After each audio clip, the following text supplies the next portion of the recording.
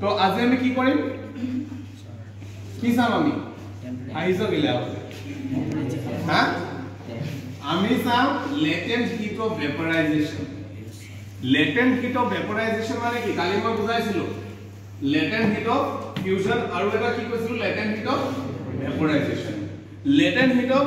vaporization আমি কি কৰিম আমি কালি কৈছিলো পানীটো হিট কৰিলে ইয়াৰ টেম্পাৰেচাৰ এটা সময়ত বাঢ়ি থাকে ঠিক আছে প্ৰথমে বাঢ়ি থাকিব কিন্তু যেতিয়া পানীটো বয়েল হ'বলৈ ষ্টাৰ্ট কৰিব ই ভেপৰালৈ কনভাৰ্ট হ'ব তেতিয়া তাৰ হিটটো নাবাঢ়ে মানে টেম্পাৰেচাৰটো নাবাঢ়ে কিন্তু আমিটো হিট দি আছো হিট এনাৰ্জিটো গ'ল ক'ত সেই হিট এনাৰ্জিটো ইয়াত ভেপৰাইজ কৰাত ইউজ হ'ব তাৰ যিটো ফোৰ্স অফ এট্ৰাকশন আছে সেই এট্ৰাকশনটো আতৰাবলৈ ইউজ হ'ব আৰু ইয়াত যিখিনি এনাৰ্জি ইউজ হৈ আছে এইখিনি হিডেন হৈ থাকে লেটেন্ট মানে হিডেন লুকাই থাকে সেইকাৰণে তাক কোৱা হয় লেটেন্ট হিট অফ ভেপৰাইজেশন তেনেকে গলাওতে হ'ব পাৰে তেতিয়া হেতু কি বুলি কোৱা হয় লেটেন্ট হিট অফ ফিউজন বুলি কোৱা হয় কাৰণ গলোৱাৰ আৰু এটা মিনিং হল ফিউজ কৰা গম পাইছা মানে এইটো আমাৰ কি এইটো হল আমাৰ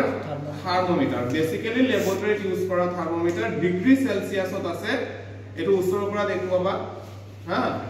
ডিগ্ৰী সেলসিয়াছত আছে এতিয়া আমাৰ নৰমাল টেম্পাৰেচাৰ ইয়াত अराउंड 23 24 আছে ঠিক আছে পানীৰ টেম্পাৰেচাৰটো কিমান আছে এটো আমি এবাৰ চাই দিও হয়তো আৰু অলপ কমিব পাৰে বা সেম হ'ব পাৰে অলপ ৰুম টেম্পাৰেচাৰতে আছে পানীৰ টেম্পাৰেচাৰ 21 22 আছে ঠিক আছে ইমানটোৱে হয় এতিয়া আমি পানীটো গৰম কৰিম গৰম কৰোতে চাবা এটো আমাৰ চাইনা ডিশ হয় ইয়াত আমি টেম্পাৰেচাৰ বহাব পাৰো চাইনা ডিশত টেম্পাৰেচাৰটো নাবাঢ়ে এটো বনসেন বাৰ্নাৰ এটো হল ট্ৰাইপড স্ট্যান্ড আৰু এটো হল ওয়্যাৰ বক্স তাৰৰ জালি এইখিনি বস্তু আমাৰ দৰকাৰ পৰিছে থাৰ্মোমিটাৰটো লৈছো যেহেতু হিট কৰি আছো টেম্পাৰেচাৰটো বাঢ়ি থাকিব টেম্পাৰেচাৰটো নোটিস কৰিবা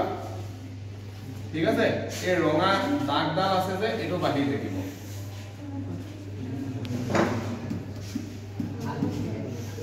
অলপ পজ কৰি দে সব গৈ হে দেখাব লাগিব প্লে কৰিছ এটো সোয়া টেম্পাৰেচাৰটো বাঢ়ি বাঢ়ি কিমান হল 60 টেম্পাৰেচাৰটো বাঢ়ি বাঢ়ি 60 ওচৰে পালেগে যেতিয়া বয়েল হ'বলৈ ষ্টাৰ্ট হ'ব তেতিয়া চাবা টেম্পাৰেচাৰটো আৰু নাবাঢ়ে তেতিয়া তাৰ ষ্টপ হৈ যাব ইনক্ৰিজটো কিন্তু এতিয়া আমি কিমানৰ পৰা 60 পালেগে এবভ 60 হৈ গ'ল 22 নে 23 আছিল তাৰ পৰা গৈ পিনে এবভ 60 হৈ গ'ল আৰু অলপ বাঢ়িব বিকজ এটো এতিয়ালৈকে বয়েল হ'বলৈ ষ্টাৰ্ট হোৱা নাই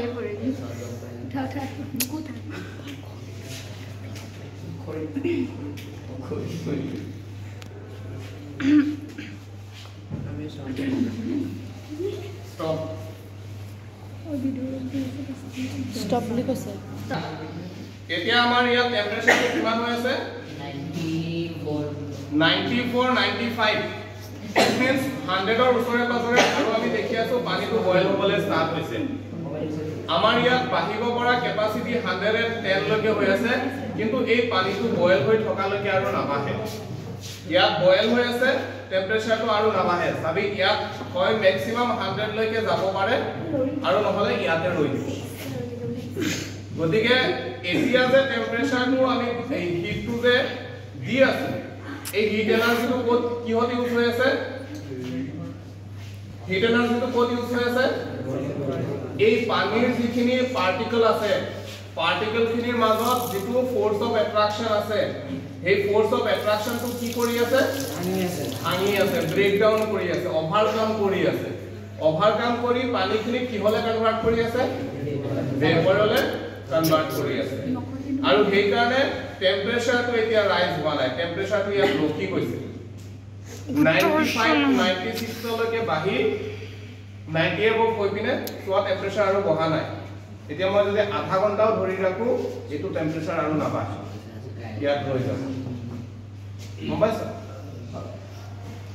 ওদিকে ইয়াত যেটো হিট ইউজ হৈ আছে ভেপৰাইজ কৰোতে সেই হিটটো কি বুলি কোৱা হয় লেটেন্ট হিট অফ ভেপৰাইজেশন তেনেকে বস্তু এটা গলোৱাটো হ'ব পাৰে গলোৱাৰ ক্ষেত্ৰটো সেম হ'ব আমি এটো লিকুইডটো কৰিব পাৰিছো সেইকাৰণে কৰিছো যদি আমি বস্তু এটা গলাও তেতিয়াও সেম হ'ব হেতু কি বুলি কোৱা হ'ব